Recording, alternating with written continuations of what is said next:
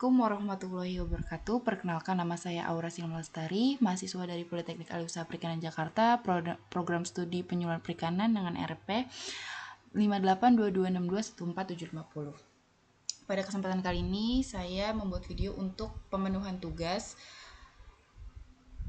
yang berkaitan dengan instrumen evaluasi sikap.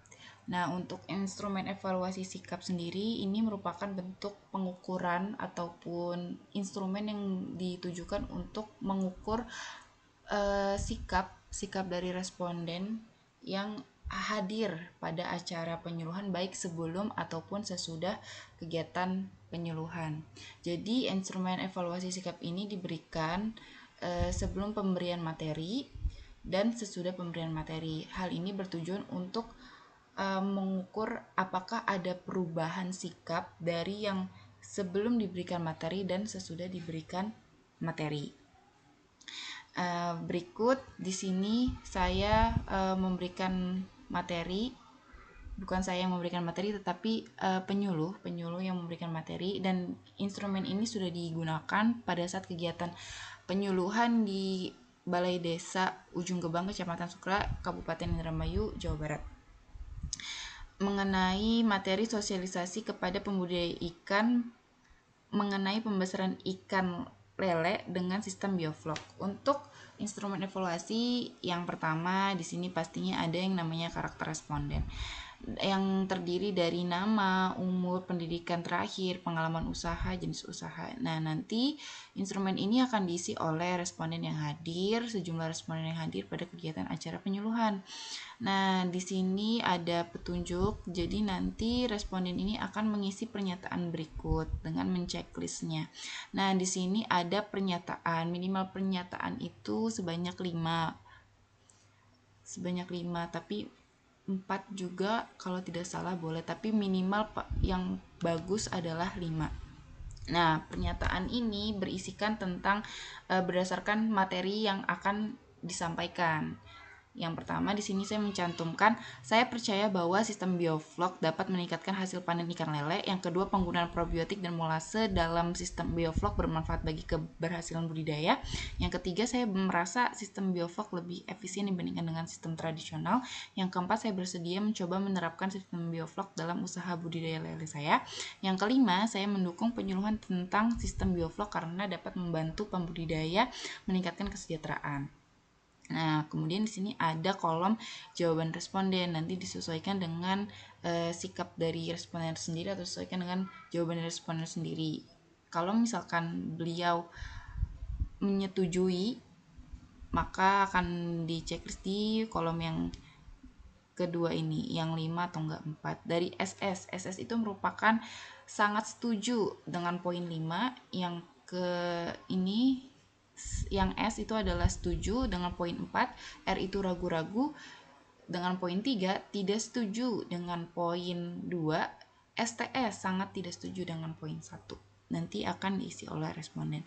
Dan jumlah responden yang hadir dalam kegiatan penyuluhan pada saat itu adalah sebanyak 25 orang. Jadi ini saya berikan kepada responden sebanyak 25 orang, baik pretest ataupun post-test. Ini bisa digunakan, instrumen ini bisa digunakan untuk pretest dan juga post-test. Hanya perbedaannya itu pemberiannya kalau pretest sebelum diberikan materi, post-test setelah diberikan materi. Nah, di sini ada tabulasi evaluasi awal pretest sebelum diberikan materi. Ternyata dari 25 responden ini mendapat jawaban sebagai berikut. Contoh nih dari Saifuddin, di soal yang pertama ataupun di yang pernyataan pertama dia menjawab setuju, yang keduanya dia menjawab ragu-ragu, dan yang ketiganya tidak setuju, dan yang keempatnya ragu-ragu, yang kelimanya jawabnya setuju, dan seterusnya bersamaan dengan responden yang lainnya. Setelah dijawab seperti ini, ada yang namanya tabel rekapitulasi jawaban responden untuk merekap semua jawaban yang diberikan oleh responden untuk mengetahui sikap mereka sebelum diberikan materi mengenai bioflok. Nah, di sini terdapat rekapitulasi jawabannya, di mana rekapitulasi jawaban ini didasarkan oleh jawaban dari masing-masing responden tersendiri. Untuk mencantumkan hasil rekapitulasi jawaban itu akan saya contohkan sebagai berikut ya. Contoh, untuk yang pernyataan yang pertama, saya percaya bahwa sistem bioflok dapat meningkatkan hasil panen ikan lele. Nah, ini kita bisa lihat di soal yang pertama di sini ya.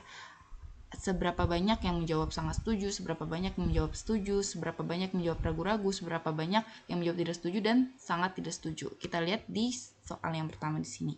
Nih, sebarisan ini kita lihat seberapa banyak yang menjawab sangat setuju.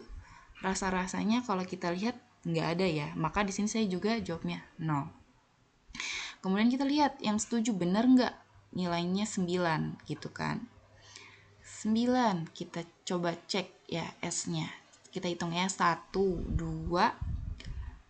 3, 4, 5, 6, 7, 8, 9. Ternyata benar 9.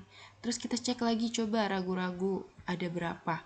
Ragu-ragu ada berapa di sini yang R ya? 1, 2, 3, 4, 5, 6, 7, 8, 9. Ternyata benar di sini 9. Tidak setujunya ada 5. Coba kita lihat PS di sini ada 5 enggak ya?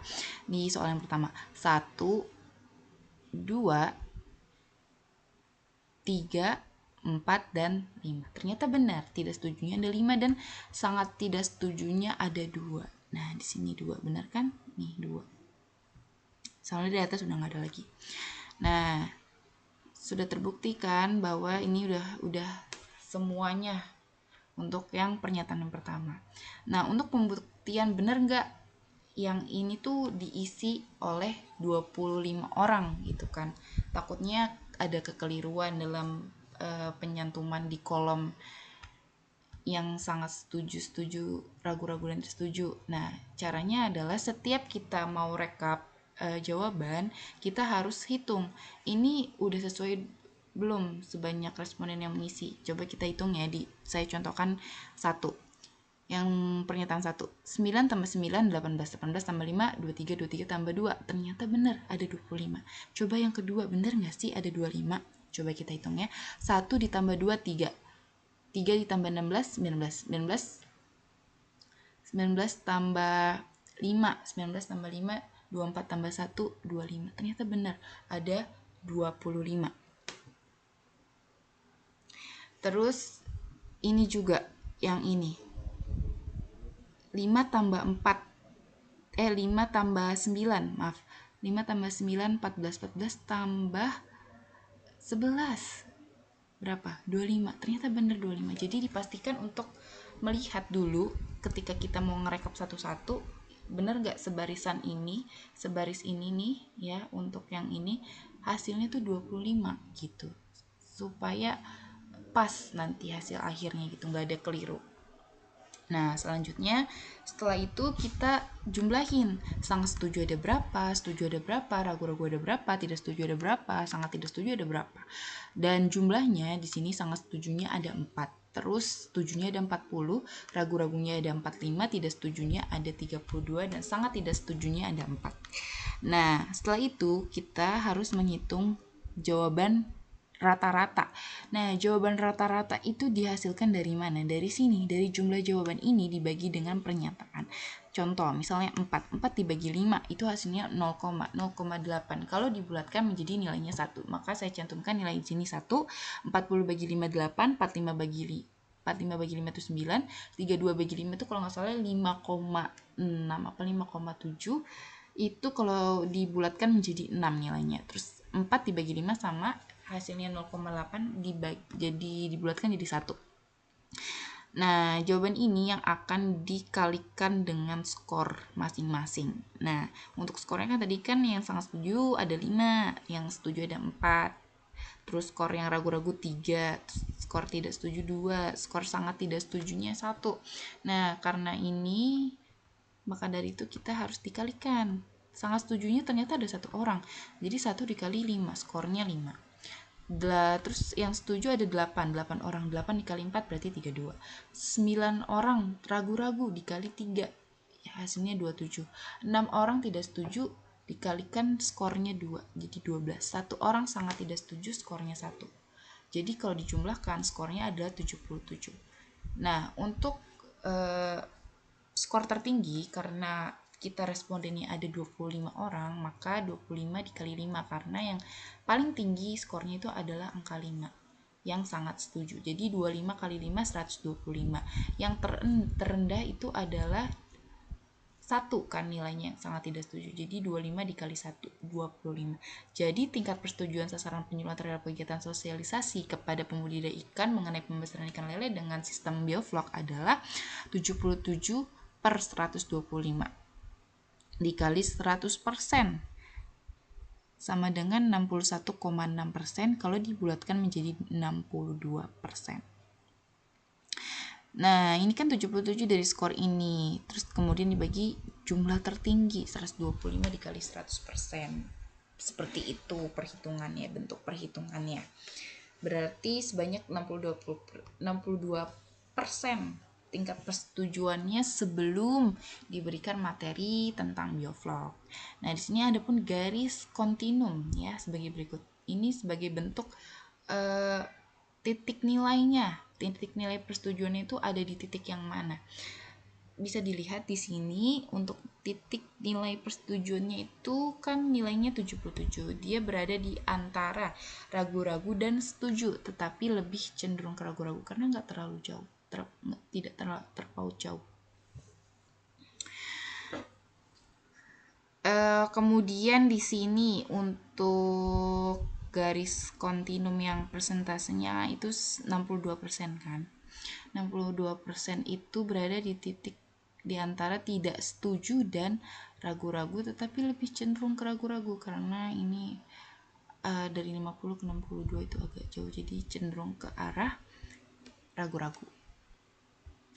Nah, itu kan hasil perhitungan untuk yang pretest. Sekarang yang perhitungan post-test. Nih, tampak terlihat jelas bahwa dari post-test atau setelah pemberian materi itu ada perubahan. Di sini banyak yang terlihat sudah menjawab atau perubahan sikapnya menjadi setuju, dari yang ragu-ragu menjadi setuju.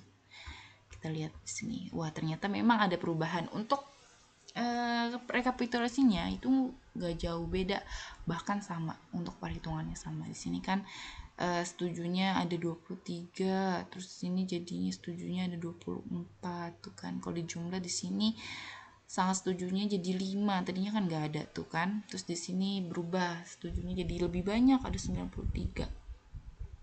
Nah, kita bisa lihat di sini ya. Dari yang post-test itu menyatakan bahwa terdapat 1 orang, rata-ratanya ya, rata-rata 1 orang menjawab sangat setuju. Terus yang setuju ada 19 orang dan ragu-ragu ada 5 orang, dan sudah tidak ada lagi yang tidak setuju ataupun yang sangat tidak setuju. Walaupun ada 1, tapi tidak mewakili untuk rata-rata.